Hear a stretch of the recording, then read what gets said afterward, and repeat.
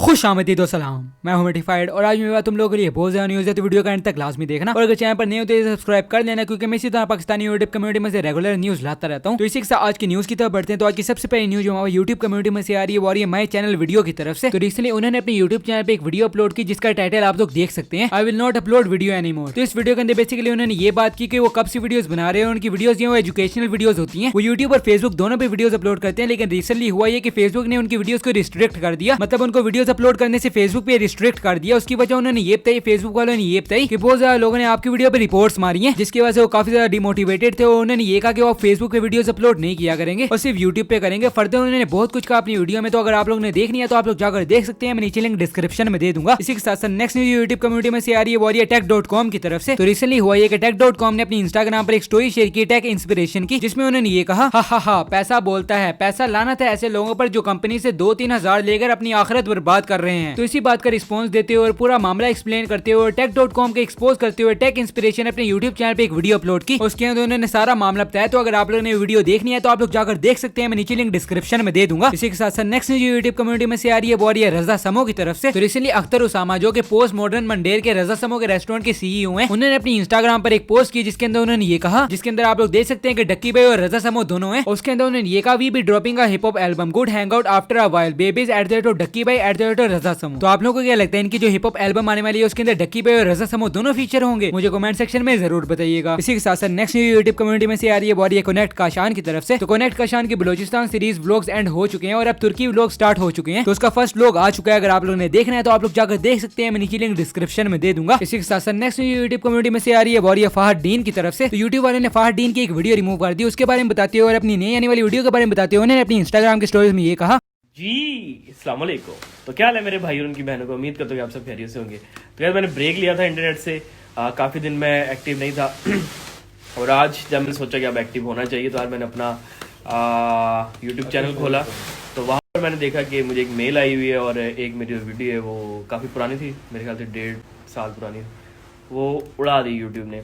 खैर वो मैंने मेल पढ़ी और वो बाद में मुझे वो जो थी वीडियो वो भी मैंने उसके बाद रिव्यू की, तो मुझे पता चला हाँ जी वो थोड़ी सी इनप्रोप्रिएट थी, वायलेशन कर रही थी, क्योंकि यूट्यूब की नई पॉलिसीज़ आई हैं उनके अगेंस्ट वो वायलेट कर रही थी। तो खैर कोई बात नहीं, बाकी अब से मैं एक्टिव होने वाला हूँ और कुछ दिन तक आ जाएगी वीडियो, तो आप लोगों ने हमारे साथ ऐसे बने रहना है, ओके। इसके अलावा फहद डीन ने अपनी इंस्टाग्राम की स्टोरीज में ये भी कहा कि वो अपनी कंट्रोवर्शियल वीडियोस भी डिलीट कर रहे हैं। उसके बाद उन्होंने एक सरप्राइज प्लान के बारे में भी बताया। उन्होंने अपनी इंस्टाग्राम की स्टोरीज में ये कहा, मैंने आप लोगों को बताया कि YouTube ने अपनी पॉलिसीज चेंज की हैं और वो काफ़ी ज़्यादा लोगों की वीडियोस रिमूव कर रहे हैं। तो इसी चीज़ को मद्देनजर रखते हुए मैं भी अपनी कुछ वीडियोस प्राइवेट करूँ, जो कि मुझे लगता है कि वायलेट कर सकती है उनकी पॉलिसीज के अगेंस्ट। और इस चैनल को मैंने बनाया था एंटरटेनमेंट पर्पज़ के लिए, तो इस पर एंटरटेनमेंट वीडियोज़ ही रहेंगी। तो कुछ मेरी कंट्रोवर्शियल वीडियोज़ भी मेरे चैनल पर मैं उनको भी रिमूव कर रहा हूँ। एंड आप लोग सोच रहे हैं कि मैं इतना तैयार क्यों हूँ, ये एक सरप्राइज़ है यार आप लोगों के लिए।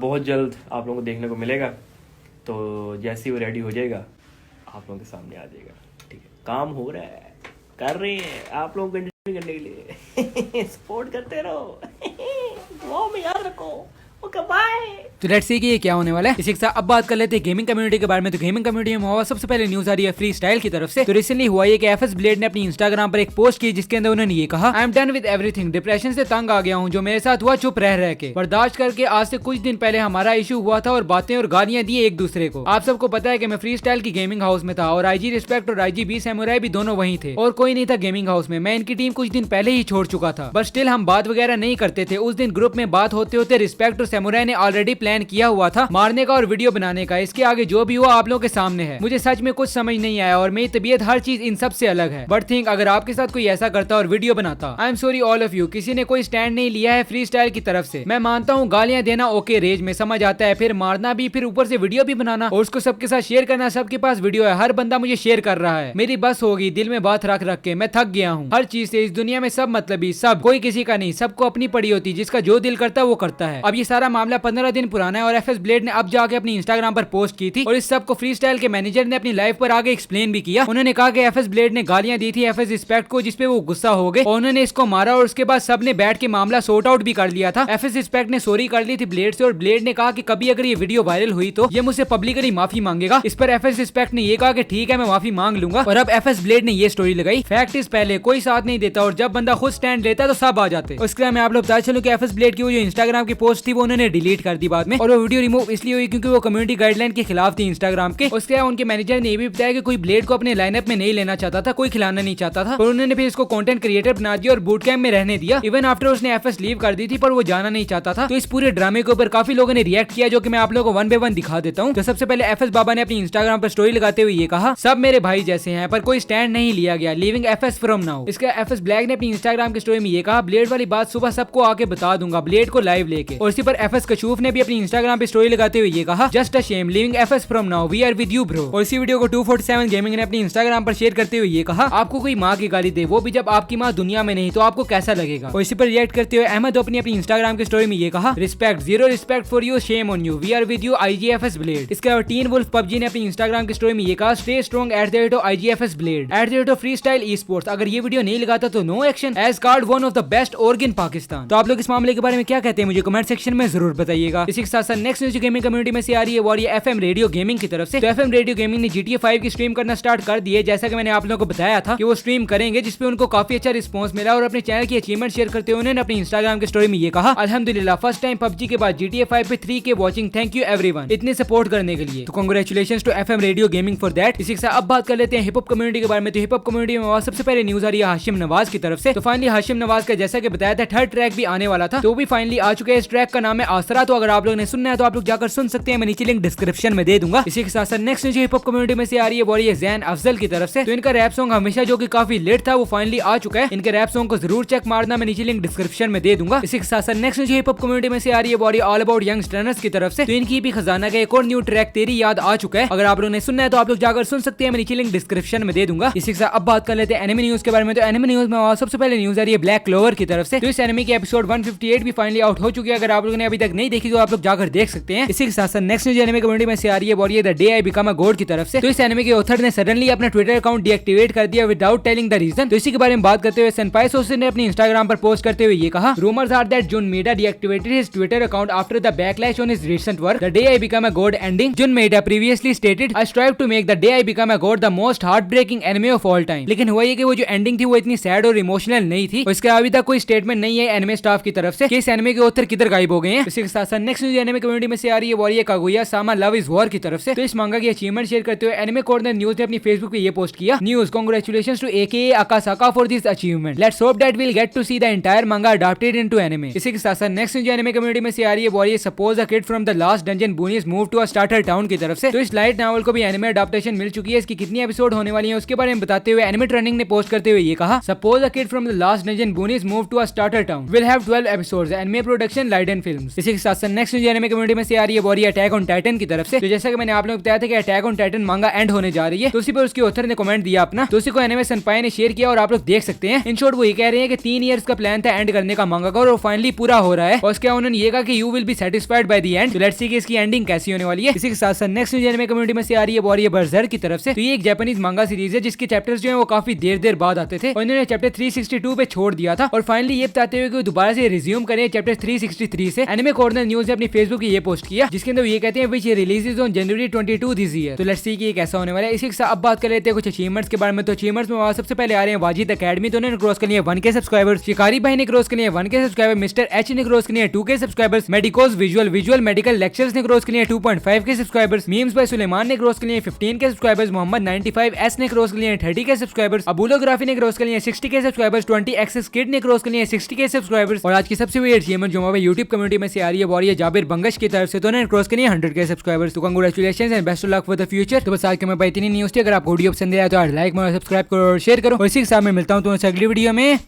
अल्लाह हाफिज।